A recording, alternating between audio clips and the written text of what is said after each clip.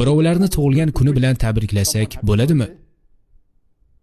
Tug'ilgan kunni o'zini nishonlash joiz bo'lmasa, u bilan tabriklash haqida gap bo'lishi ham mumkin emas. Odatda kimdir ma'lum bir kunda tug'ilsa, Alloh subhanahu va taolo uning umrini belgilab qo'ygan bo'ladi. Aslida kishini tug'ilgan kuni kirganida umri yana 1 yilga qisqargan bo'ladi. Xo'sh, buni bayram qilish kerakmi yoki xafa bo'lish kerakmi? Shuning uchun kimnidir 20 ga kirgani bilan yoki 30 ga kirgani bilan tabriklash mantiqsizlikdir. Aslida u qabriga yanada yaqinlashgan bo'ladi.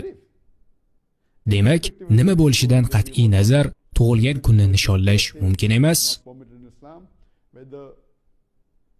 Hatto islomiy amallar bilan bo'lsa ham nishonlash joiz emas.